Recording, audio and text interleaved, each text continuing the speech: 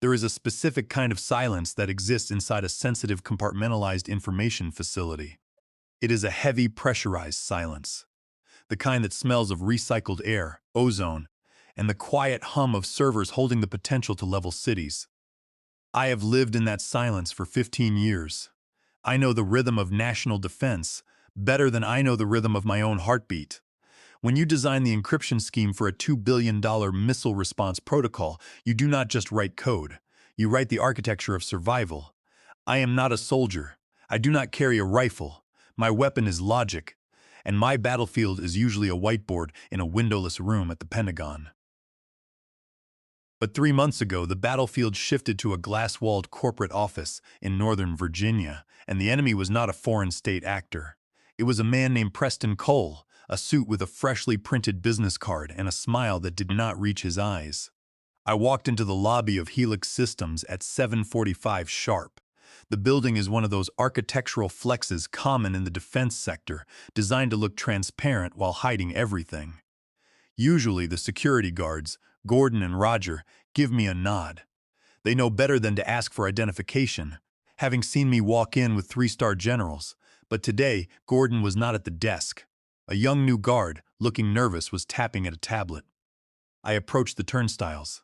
I pulled my badge from my pocket, a hard plastic card that had granted me access to rooms that do not officially exist. I tapped it against the reader. It beeped twice. A red light flashed. I frowned, adjusting my grip, and tapped it again. It beeped twice again. Another red light. Access denied flashed on the small screen in polite, glowing letters. The new guard, Justin, called out, explaining that if the badge was not working, I needed to sign in at the guest kiosk.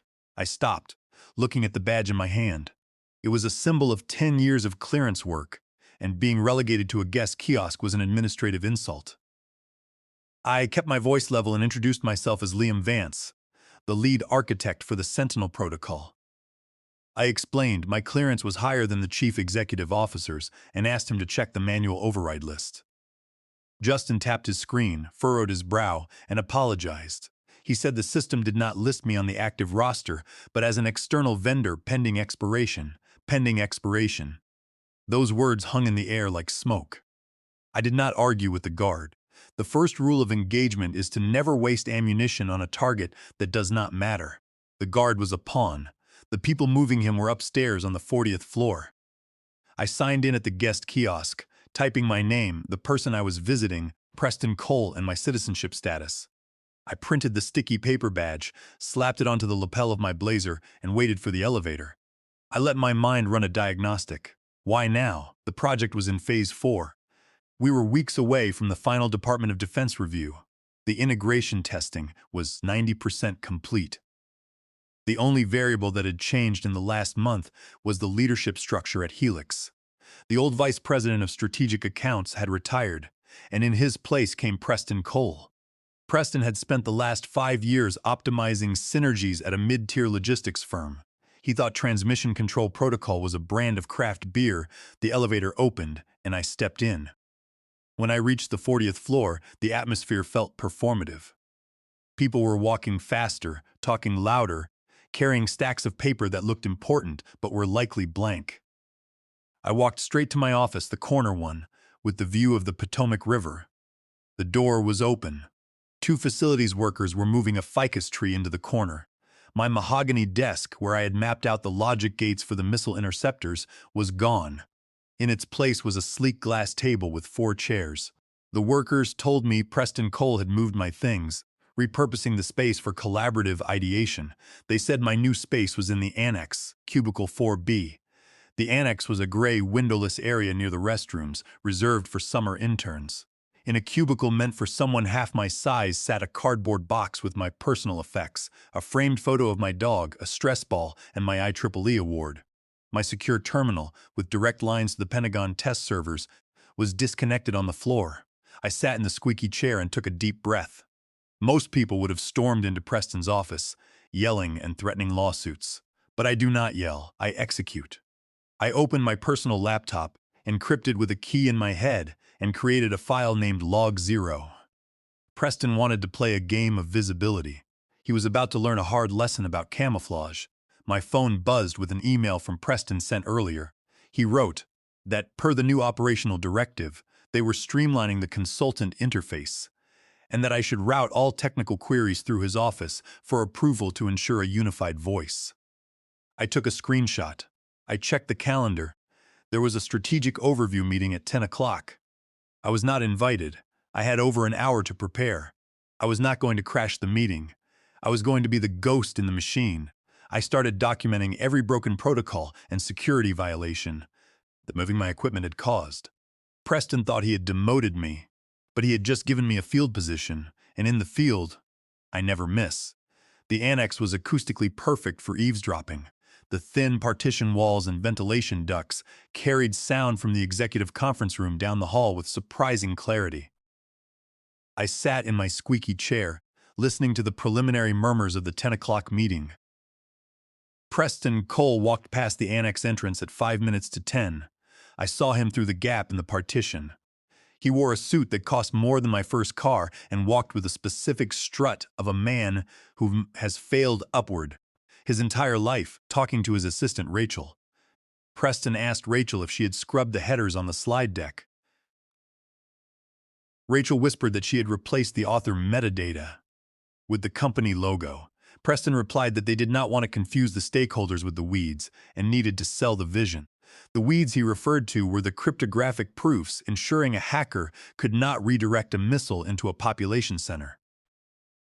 He was simplifying national security into a slide. I waited until they entered the conference room. I opened the internal messaging app on my phone. I watched in real time as the File Sentinel Protocol version 4.5 final was modified, its last edited tag switching from L. Vance to P. Cole. He was erasing the audit trail. If something went wrong, investigators would look at the metadata, making him liable.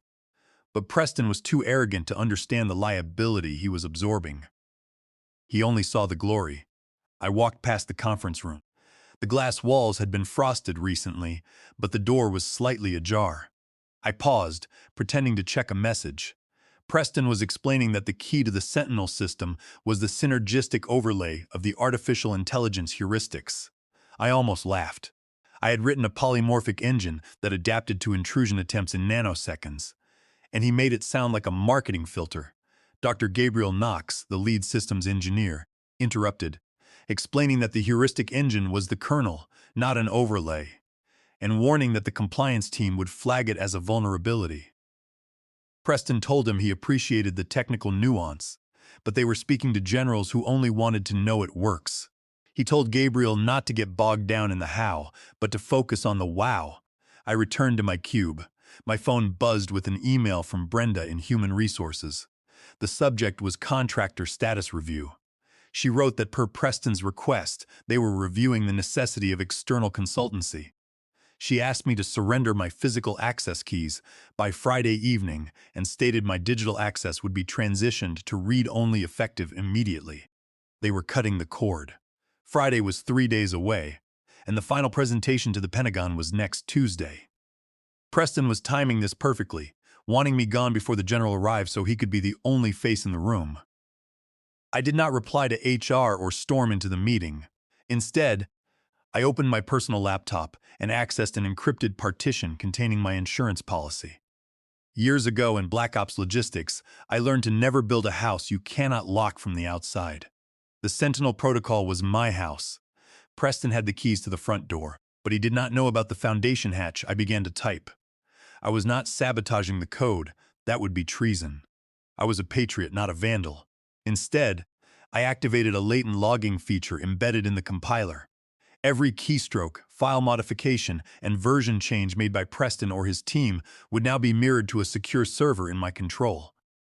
If he wanted to own the code, he would own every mistake he made with it. Around noon, Preston emerged from the conference room, high on his own supply. He spotted me in the annex. For a second, he looked surprised, as if he expected me to have evaporated already. Then, he put on that slick, shark-like smile. He walked over, leaning against the partition of my cubicle, invading my space. He told me they had a great session in there and really moved the ball down the field. I told him I heard about the wow factor. He chuckled, missing the sarcasm, and said that while the transition was abrupt, they needed to lean up because my heavy lifting was done. I looked him in the eye and stated the protocol was in pre-deployment validation, not maintenance, warning that changing the metadata headers would break the checksums and cause the defense servers to reject the update. He waved his hand dismissively, saying they would fix it in post, and asked me to forward all files to Rachel for a clean break by Friday. I repeated those words, no loose ends. He tapped the top of my cubicle wall and walked away, whistling. He thought he had just fired a subordinate. He did not realize he had just dismissed the only person who knew how to fly the plane he was currently piloting. I watched him go. I turned back to my screen. The mirroring script was active. I opened a new document, titled it Incident Report regarding unauthorized metadata modification and risk of checksum failure, dated and timestamped it, and digitally signed it. I was building a dossier. There is a diner about 5 miles south of the Helix Systems headquarters. It is called The Hangar, and it has not been renovated since the Cold War. The vinyl booths are cracked, the coffee tastes like battery acid and burnt hazelnuts, and it is the preferred meeting spot for mid-level Pentagon brass who want to talk without a paper trail. I arrived at 6 o'clock in the evening. The lunch rush was long gone, and the dinner crowd had not arrived. The place was empty except for a trucker eating meatloaf, and in the back booth, Colonel Richard Alvarez Richard was not wearing his uniform. He was in a gray hoodie and jeans, looking like a tired dad rather than the man responsible for the logistical deployment of the Eastern Seaboard's missile defense shield. But his posture gave him away. His back was straight, and his eyes scanned the entrance every 3 seconds. When he saw me, he did not smile, but just nodded and moved his coffee cup to the side to clear space on the table. I slid into the booth opposite him. He told me I looked like I was dressed for a funeral. I replied that maybe I was. He told me his secure communications had been buzzing all day, seeing update flags on the Sentinel project that did not match the deployment schedule, and noting that the authorship tags were strange. The waitress came over. I ordered black coffee and asked her to keep it coming. When she left, I leaned in. I told him the tags were strange because Preston Cole was rewriting history, scrubbing my name and putting his own signature on the code blocks. Richard swore quietly. He rubbed his face with both hands, saying he had told the general that Helix was getting shaky. He asked who this guy was. I told him Preston was a suit with a Master of Business Administration from Wharton, a track record in cost optimization, who did not know a logic gate from a garden gate. I explained that he was the new vice president, and that as of this morning, my contract was being terminated on Friday. Richard froze. He lowered his hands and looked at me with intense focus. He said termination before the final review was suicide, and that the general would not sign off on a system if the architect was not in the room to vouch for it. I explained that Preston thought he could vouch for it himself, thinking it was just a matter of selling the vision. Richard hissed that Preston was going to crash the whole grid. He warned that if Preston forced an update with broken checksums during the live demonstration next week, the system would lock down. I finished his thought, explaining that the system would interpret the mismatch as a hostile injection, wrecking the defense servers for 48 hours while it purged the cache, leaving us blind and wasting a $2 billion contract along with his career and the general's stars. Richard looked ready to punch the table. He said he should call Preston now and have military police pull him out of his office. I told him sharply not to do it yet. When he asked why, I explained that if he intervened now, Preston would spin it, claiming I was a disgruntled contractor poisoning the well, and that the military was overreaching. I explained that the board was in Preston's pocket because he promised higher margins by cutting expensive consultants. I reached into my bag and pulled out a small, ruggedized external hard drive. It was black, heavy, and unassuming. Richard asked what it was. I slid it across the table, explaining it was the truth. I told him it contained the source code as of 7 o'clock this morning, signed with my private key, along with a log of every change Preston had made, the original threat simulations. The failure scenarios Preston deleted because they looked too negative, and the emails where Preston instructed his team to bypass the safety checks. Richard put his hand on the drive, covering it. He asked if I wanted him to hold it. I told him I wanted him to keep it off the grid, not to plug it into any defense machine yet, but to have it ready when the time came. He asked when that would be. I told him Tuesday at the final presentation. Richard looked at me, realizing the plan. A slow, grim smile touched his lips. He said I was going to let Preston hang himself. I corrected him, saying I was going to hand him the rope, but Preston was the one tying the knot. The waitress returned with the coffee. I took a sip. It was terrible and perfect. Richard slipped the drive into his pocket and mentioned the board was nervous but liked Preston's numbers, adding that if Preston pulled off the presentation, he would be untouchable. I told him Preston would not pull it off. When he asked how I could be sure, I looked out the window at the flickering street lamp. I explained that Preston thought the Sentinel protocol was a product, not understanding that it was a living system, and thinking he could bully the code like his assistants. I turned back to Richard. I told him Preston did not know I had built a dependency into the core logic. It required a cryptographic handshake, a specific key entered by the lead architect every 30 days. If that handshake did not happen, the system would lock down. I told him the handshake was due on Tuesday, at exactly 1400 hours, right in the middle of Preston's presentation. Richard laughed, a short barking sound, saying I was ice cold. I told him I was not cold, but just quality control. Friday morning, my last day, the office was suffocating. People avoided eye contact with me. In corporate culture, failure is contagious. If you stand too close to the person getting fired, you catch a layoff. At 10 o'clock, a mandatory Zoom call began to prep for the demonstration. The invite in my inbox read, "Observer only, audio disabled." They had preemptively muted me. I sat in my cubicle, put on headphones, and joined the call. On my screen, a grid of faces appeared. Preston was in the center, broadcasting from his office. The rest of the team, Dr. Gabriel Knox, Rachel, and the junior developers, sat in smaller boxes looking exhausted. Preston began, declaring this was the home stretch and that Tuesday would show the Pentagon Helix was a partner. He shared his slide deck. It was titled, "Sentinel Protocol, The Future of Defense," presented by Preston Cole, Vice President of Strategy. My name was completely missing. Preston clicked to slide 4, explaining they had removed redundant verifications loops to increase speed by 40%. Those loops were safety checks preventing the system from mistaking a flock of geese for a nuclear warhead. I typed a warning in the chat box, stating he could not remove the verification loops because it violated fail-safe compliance. The message appeared for a split second before the moderator deleted it. Preston dismissed the chat activity, asking to keep the channel clear for constructive feedback. He was gaslighting the team. I looked at Gabriel's feed. He looked pale but stayed silent to protect his job. Preston announced the live demonstration would run the interceptor scenario, driven from his terminal. I tried to unmute, but the host had disabled my microphone. I was forced to watch him dismantle my work while muted. The call ended. The silence in the annex was deafening. I felt a tear, hot and sharp, in the corner of my eye. I wiped it away. I would not cry for this man. I spent the afternoon deleting my personal files, leaving the project files intact as a poisoned chalice. I cleared my browser history and wiped my local cache. At 4:45 in the afternoon, a security guard named Gordon appeared at my cubicle, looking miserable and holding a box.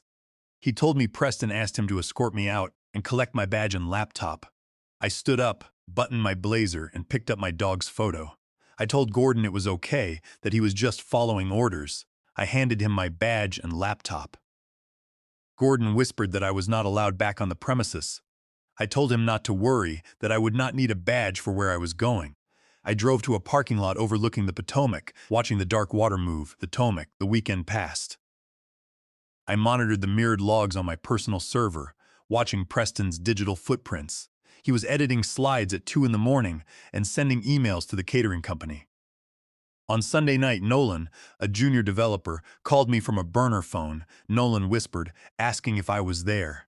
He said the whole team knew the truth, having seen the commit logs before Preston scrubbed them. He said they knew I wrote the kernel and that Preston was taking credit. Validation felt like oxygen. I thanked Nolan. He told me Preston was driving them crazy, making them hard-code the simulation results to show a 100% intercept rate, even though the physics engine said it should be 85%. I told Nolan to do exactly what Preston said, to hard-code the results, and let Preston have his fake demonstration. I asked Nolan for his secure email and sent him a file instructing him to keep it on his desktop. I told him that on Tuesday morning at 9 o'clock, he must forward that file to General Sloan's adjutant. Nolan agreed, calling me the best boss he ever had. The file was a detailed chronological timeline of every decision Preston made that compromised security, cross-referenced with the federal statutes it violated. Specifically Title 17, United States Code, Section 1202, regarding removal of copyright management information, and Title 18, United States Code, Section 1030, regarding computer fraud. By Monday, the office was toxic. Accounting leaked that Preston was shopping for a Porsche on the company dime.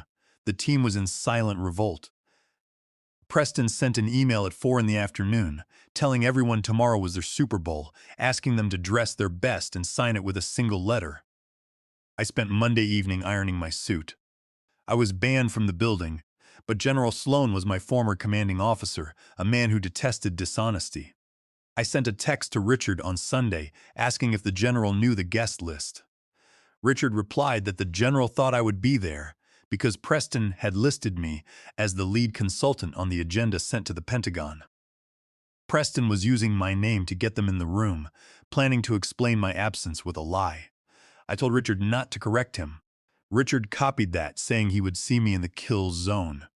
Preston was about to learn that you can steal code, credit, and an office, but you cannot steal the room. Tuesday morning broke with rain lashing my car as I drove toward Helix Systems. I arrived at 13:30, ahead of the 1400 hours presentation. The parking lot was full of government SUVs. The young guard, Justin, saw me and looked panicked. Reaching for his radio, he stammered that he could not let me in because Preston was specific about the do not admit list. I looked him in the eye and pulled out my Department of Defense contractor badge with a gold chip. I told Justin I was not here as a Helix employee, but as a federal asset inspecting a secure site, warning that blocking me was obstructing a federal audit. Justin swallowed hard, looked at the badge, the SUVs, and told me to go ahead. I walked past him and took the elevator to the 40th floor. The hallway was lined with fresh lilies that smelled like a funeral. I reached the boardroom's oak doors, took a breath, and pushed them open. The room froze.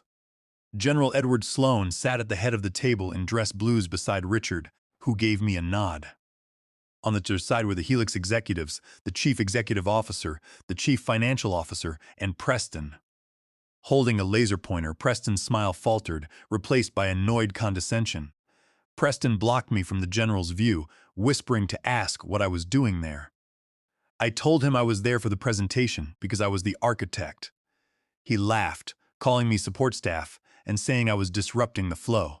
He apologized to the general, then whispered to me that consultants wait outside, pointing to the hall. The room was silent. No one spoke. They were letting it happen. I felt the humiliation as a physical blow. To be dismissed like a child in front of the men I had served for a decade was infuriating. I looked at Preston, asked if that was his final decision, and he told me it was, telling me to leave. I was 1 second away from leaving when General Sloan stood up, his chair scraping. He asked if he heard correctly, questioning if Preston had just referred to me as support staff. Preston stammered that in their corporate hierarchy, I was an external contractor. Sloan snapped that he did not care about corporate hierarchies. He cared about the Sentinel Protocol, and according to the briefing, I was the lead architect. Preston sweated, stammering that he oversaw the strategic vision and that code was a commodity.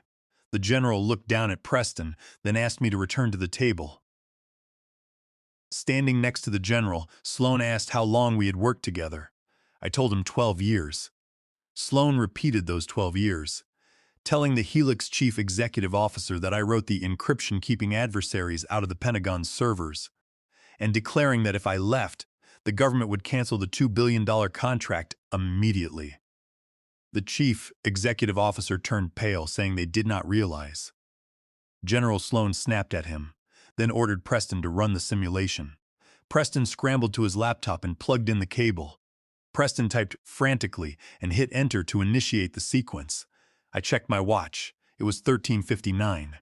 The screen went black, then bright red text appeared, showing critical error 403, stating that author verification had failed and a cryptographic handshake was required.